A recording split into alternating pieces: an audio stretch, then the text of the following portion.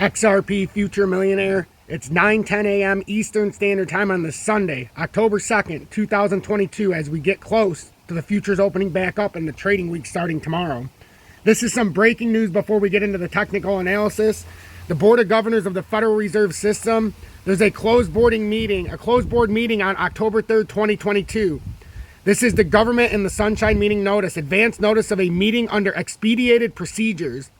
It is anticipated that the closed meeting of the Board of Governors of the Federal Reserve System at 11:30 a.m. on Monday, October 3rd, 2022, will be held under expedited procedures, or expedited procedures, as set forth in Section 261B.7 of the Board's rules regarding public observation of meetings at the Board's offices at 20th and C Streets, Northwest, Washington, D.C., and by audio/video conference call. The following items of official board business are tentatively scheduled to be considered at the meeting. Meeting date, Monday, October 3rd, 2022. 1. Review and determination by the Board of Governors of the advance and discount rates to be charged by the Federal Reserve banks. A final announcement of matters considered under expedited procedures will be available in the board's Freedom of Information, yada, yada, yada. And then you can go to the federalreserve.gov. So this is just some breaking news. The Federal Reserve is having an expedited meeting tomorrow on October 3rd, 2022. So, and they say it's to discuss the discounts or advance and discount rates to be charged by the Federal Reserve banks.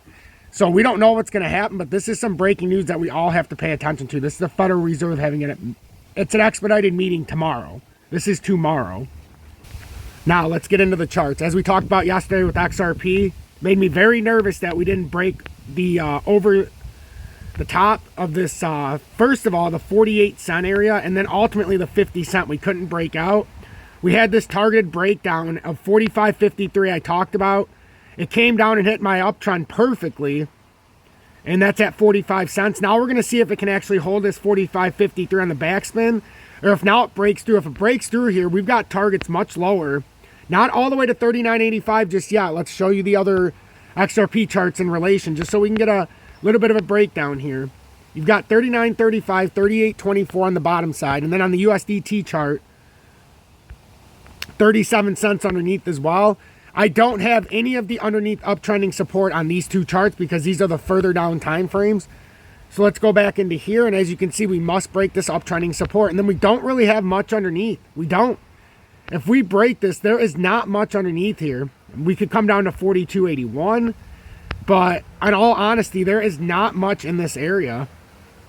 It's more than likely a breakdown, and this is where you could have a massive breakdown. I'm not saying it's done yet because we are still showing signs of an inverted head and shoulder, and I talked about yesterday on the last update how if we came down to this uptrending support, retapped here, would that necessarily consider this a breakdown, or is this just an inverted right shoulder now starting to create?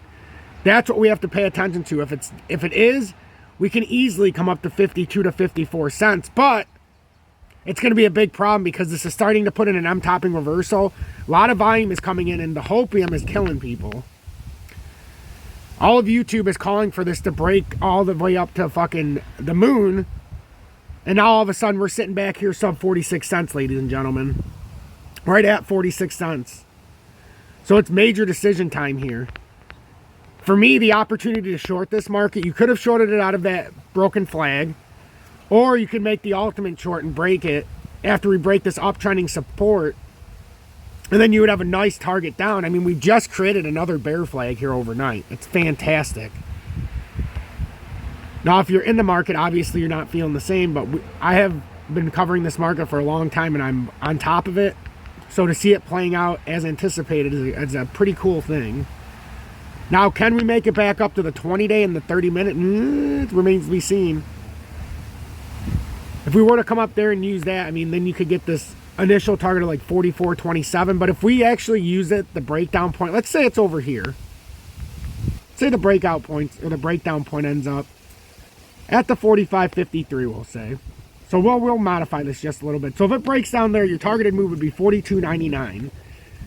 And then from there, you could have another move down to 39.85, the 38 cent level. But the key here is you do not want to get back inside of now in this area. It was about 38 cents over here. Now that we've come across a few days, about, what, 2 weeks, 3 weeks, Now the extended bear flag support is around 37 cents.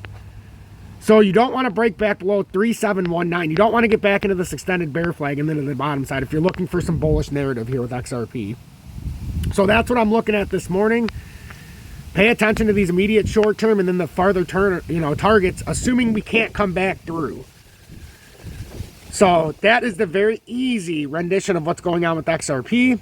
With XLM, we've gotten rejected up here last night in the 4-hour time frame. We've had about 5 to 6 4-hour candles and we just couldn't break the ascending triangle resistance. And unfortunately, if this continues, we're going to end up coming back down to 11.71 and then we'll break down even further. But this is a market-wide issue right now. Market-wide, we're struggling. And we're putting in somewhat of a bear flag here. And if we get rejected on the 20-day, expect to drop down to about 11.7 and then some further damage. Especially if the market, agrees with us here and Bitcoin starts dropping. And this emergency Fed meeting's probably got everybody scared. It's got everybody scared. So now we've got this bear flag on DGB. Again, if DGB can't get over in the short term back above the 0093, we got a date with 00875 and there's not much we can do about it.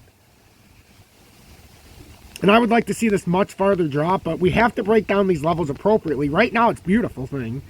Because in the last 7 or 8, maybe 10 days,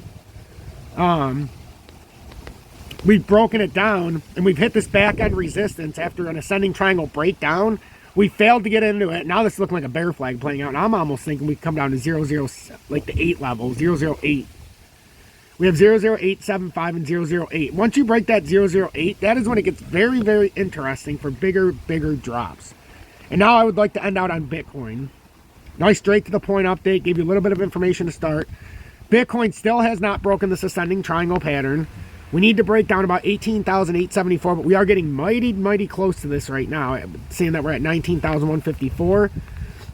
And then the drop out of here, I have it on the USDT chart, would be a little bit easier to see. On the USDT chart, we have to break 18,919, and then it'll help us drop to 17,662 in the immediate short term.